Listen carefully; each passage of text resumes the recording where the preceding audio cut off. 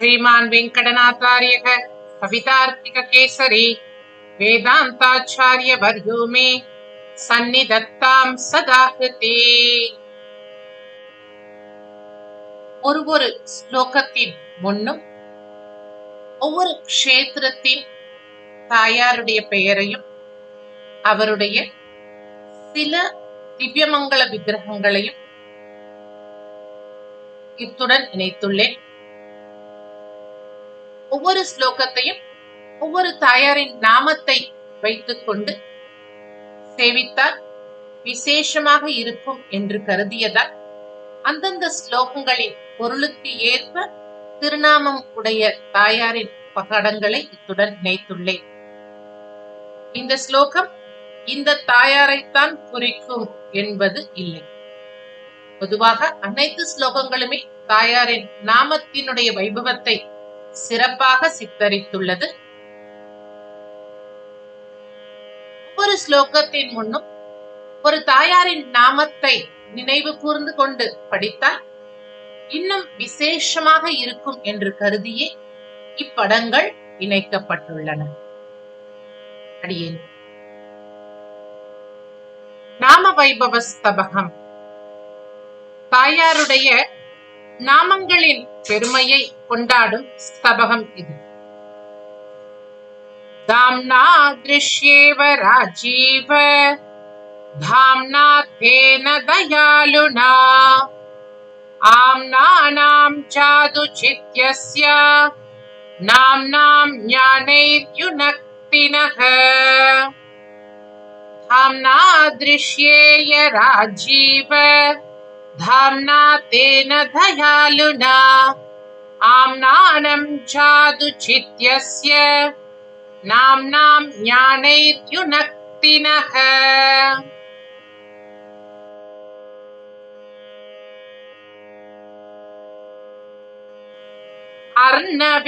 अर्णवेन्द्रतनयेति दुस्सहैः दुर्नरेन्द्रगुणवर्णनातपैः आर्तयारसनयाद्य शीतलम् कीर्तयामि तव नाम கோமளம்.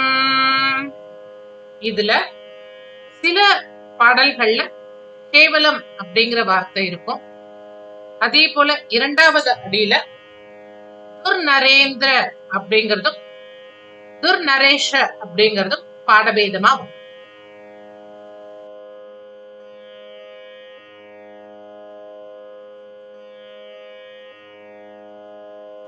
ராஜீவ கேஹே தவ மர்த்ய ராஜீஹ ஆஜீவயந்தி வ்யசனாக்னிமக்னாஹ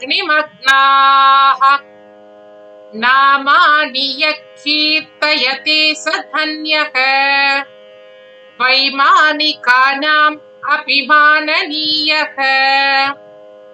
இந்த மூன்றாவது வரியில தன்யோ அப்படின்னு வரும். விசர்க்கத்தோடு சொல்லும்போது தன்யக அப்படின்னு சொல்லுவோம். யாருக்கு எப்படி வசதியா இருக்கோ அப்படி சேவிக்கலாம்.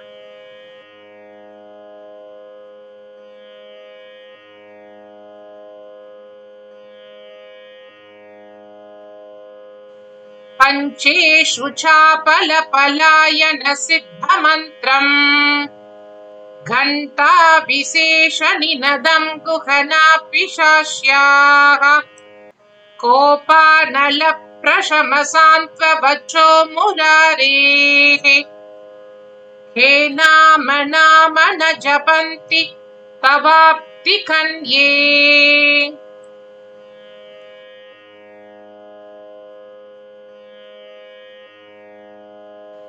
ஆம்னாய துக்த சலதே அமிர்தம் மதம்ப நித்யத் விஷாம் பிரஹரணே திருகினாஸ்திர மந்த்ரஹ நாராயணஸ்ய கில நித்ய ஜபஸ்த்வதீயம் நாம பிரகல்பதமம் அப்யுதயம் தனோது.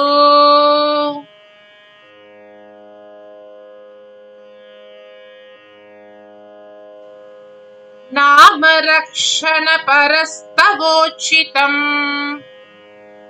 नाम रक्षणम् अपेक्षते रमे यस्तनोति तव नाम योचनम् सोऽयम् अद्भुतम् अनामयोचनः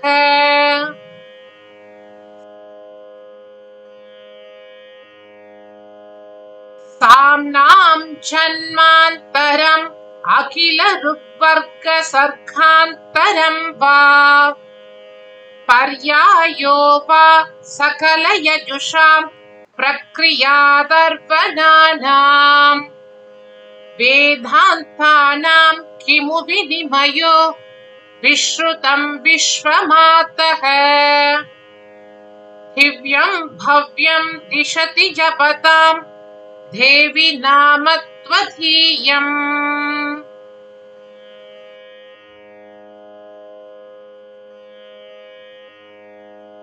त्रय्यन्तैक प्रणयि मनसस्तापसा पापसार्थ प्रत्यादेश प्रमुदित महाचेतसस्पीत सत्त्वाः नाम श्रीमत् तव किल वलत् कीर्तय कीर्तयन्तः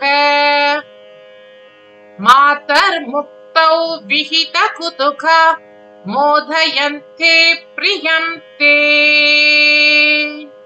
இந்த ஸ்லோகத்தினுடைய மூன்றாவது வரியில நாம ஸ்ரீமத் தவ கில லசத் கீர்த்தய கீர்த்தயந்தக அப்படின்னு சில புத்தகங்கள்ல பாடபேதம் வரும்.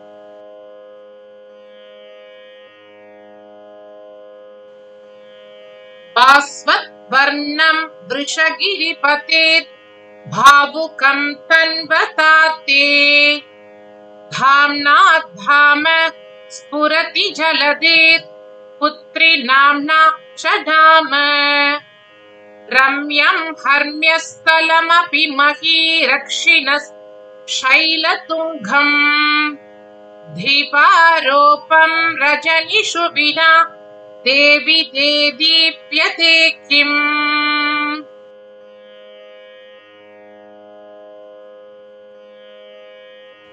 अभ्यस्माकं वचनम् अचमत्कारी कंसारि कान्ते प्राज्ञा स्वाध्यं भवति भवति नामधेयानुषङ्गात्